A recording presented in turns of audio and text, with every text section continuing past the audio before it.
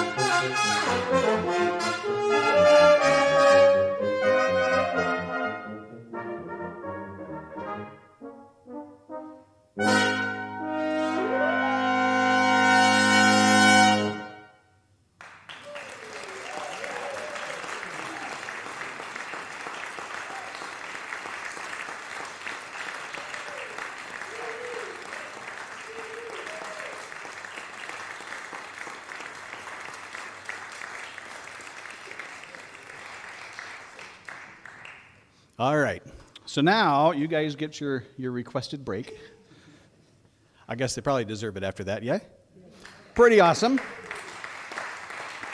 So, wow.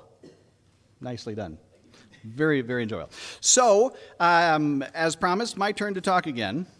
And just a couple things I wanted to share with you. So one of those is what's coming up for the whole 2022 year of Tuba Bach.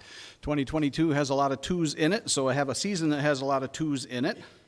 On June 19th is our next thing that happens. That happens to be two holidays rolled into one. It is Juneteenth and Father's Day. And so in celebration of that, going to do a New Orleans kind of a concert here. With a bunch of pairs, fathers and sons, because it's Father's Day. David and Greg Wells, both are band directors in the Grand Rapids area. One cornet, one trombone. Alvin and Dominic Waddles are going to be up, piano and saxophone. Probably can convince my kid to show up. Noah's going to be here playing some stuff, so the two of us will play. And then Max Colley III. Max works with the jazz program down at Michigan State. Max's dad was one of the big Jazz Forces high school band directors and things. Max's dad, unfortunately, isn't going to be able to play. Hopefully, he's going to come to the concert. But Max is Max the Third, and so that's like a 2 plus a bonus. So there you go. So that's on June 19th. The Tuba Bach Festival itself, 2022. The first week, we're doing two pianos. Alvin requested a concert where he could do some piano duo stuff with Noah. So it's a concert of pretty much a classical piano and a jazz piano dueling it out. And then also Trevor Else is a percussionist from MSU that's going to be joining us on that. Some Claude Bowling things and Gershwin and Dave Brubeck. I know those three pieces are on the program. The second week of the festival, super excited, being the Tuba Bach Festival. Tuba has twos in it, just by its very name. So we've got that. Phil Cinder's coming up from MSU. Derek Polishuk is one of the piano faculty down there. So the two of them are coming up. But we're going to recruit six young tuba and euphonium undergrads from around the state of Michigan that are studying at various universities, and they're all going to come and do some solo piece each, but also we're going to do some big tuba octet stuff. So Phil and I get to play with some amazing up-and-coming young tuba and euphonium artists. The third week, there's how do I say it? There's a duo called Dyad, or it's a dyad called duo. They're both faculty at the Berklee College of Music out in Boston, David Thorne-Scott and Mark Shalansky. And they both sing, they both play, they both do a lot of stuff. They're going to be a whole lot of fun to have here.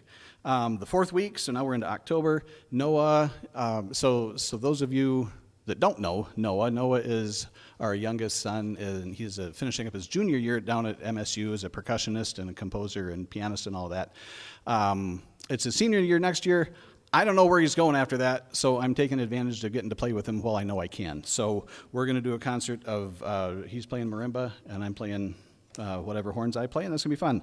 The fifth concert of the season, Rod Dixon and Alfreda Burke will be here. Rod and Alfreda, husband and wife, both amazing singers, long careers on Broadway and at the Met and all over the world doing what they do, and they both happen to also be wonderful keyboard players. We're going to put a couple pianos on stage and a big old Hammond B3 and some other stuff. And the three of us are going to talk about what it's like growing up in the church and how music shaped what it all is that we do now. So that's going to be a lot of fun. And then the final week of the festival is another duo, two guys that don't know each other yet. I'm super excited about this. I told them about each other, and they're both kind of unexplainable musicians. Mike Stevens has been here before. Mike is a harmonica genius from Canada. It's hard to explain what in the world it is that he does, but if you've heard him before, you know it's amazing.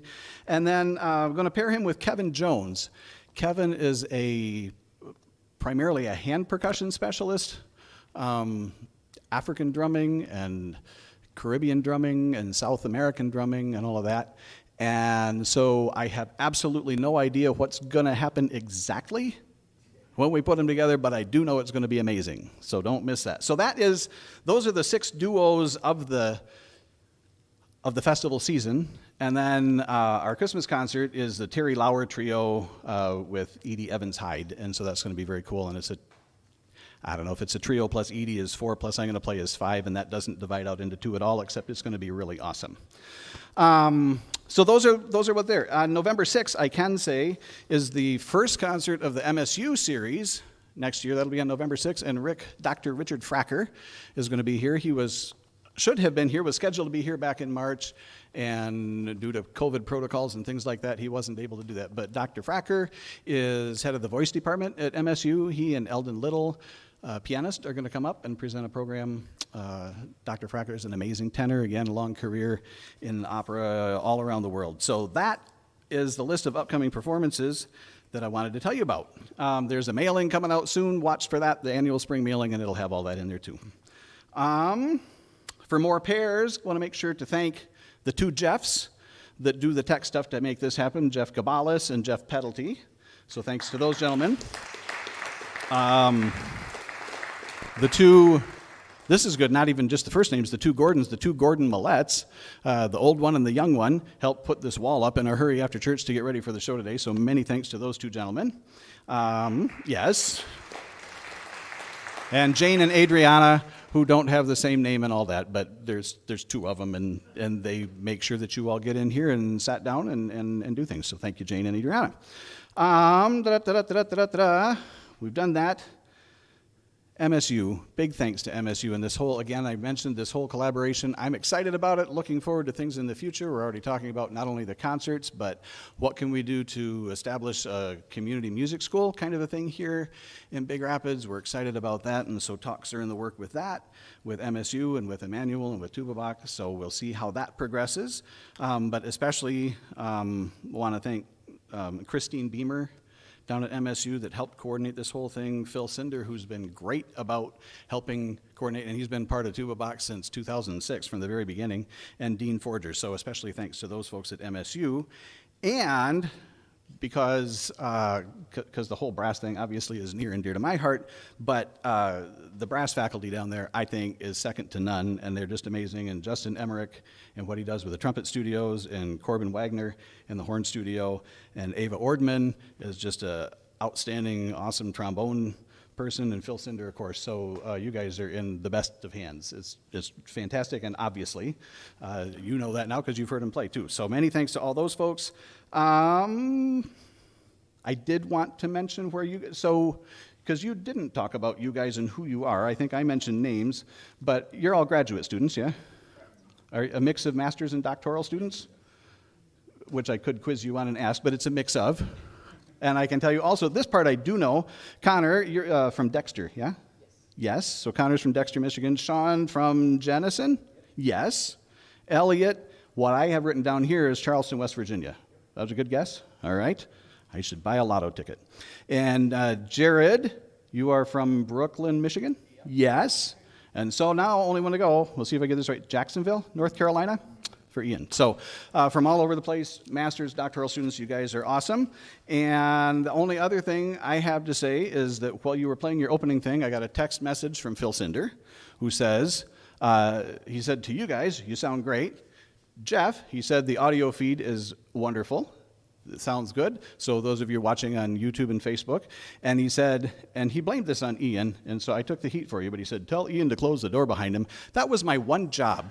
After I introduced you guys at the beginning, I said, okay, and I'm going to go close the door because it's been acting goofy, and so I'm going to go and I have to block it from the back and then sneak around the back. My one job, and I didn't do it. So I have an intermission break. I'm done talking. I'm going to close the door. Are you guys ready to play some more? Okay. Thank you all. Oh, the one thing I didn't say that's always there. As you leave, there's one of my old tubas outside the door. If you are willing and so able to contribute, all of these concerts we do, all the Tuba Bachs we do without any admission charge at all. If you would like to contribute, we would be most appreciative of that. There's also information out there about our big new piano, and we're close. We're like down to about $8,000 to go on the big piano. If anybody would like to be in on that final $8,000, talk to me or pick up an envelope or however that works. But thank you so much, and I look forward to talking with you afterwards. These gentlemen hopefully are available to talk to you afterwards, and enjoy the second half. Thanks.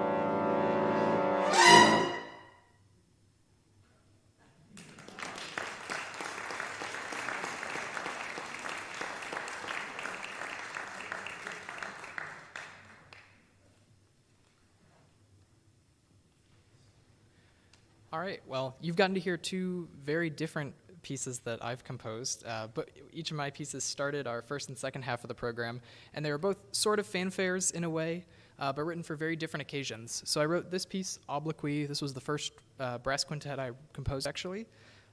Took me all the way until last year. But this piece was composed for a call for works for brass quintet put out by the Merari Brass Quintet, professional brass quintet, that was looking for short 1 to 2 minute long pieces that they could record virtually and put all the parts together for during the pandemic, and that responded to it in some way. So I wrote something that was kind of stuck in the same spot like the whole world was for a while. So all of those rhythms that are just going and going and going, but nothing's really going anywhere for a couple minutes. So that was Obloquy. But the piece that started the first half of the program, Ed actually got a sneak peek of this one last month. I wrote this for an initiative, the Salmon and Mary Austin New Fanfares Project, by some of the donors that support new music at MSU. The Fanfare Gallop was written to open the big honors concert, which featured a variety of soloists, including Noah on marimba. I was asked to write a fanfare for that, so that was a little bit happier, and that one goes somewhere. And now, to continue with our program, our next piece is the White Rose Elegy, composed by Caleb Hudson of the Canadian Brass. This piece was inspired by a resistance group that was formed at a university during World War II between 4 students and one of their professors. So this is a beautiful, haunting piece by another composer-performer on the trumpet.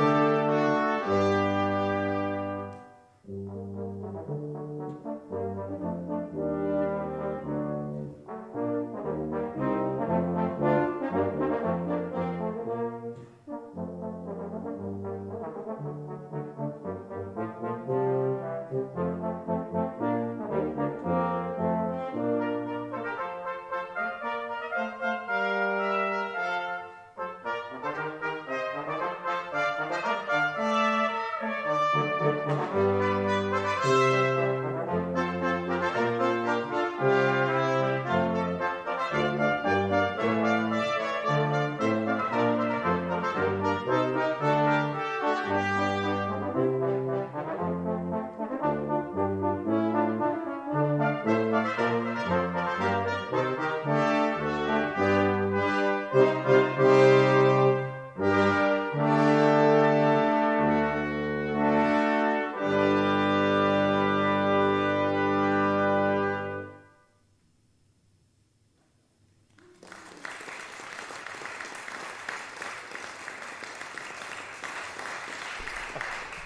we go.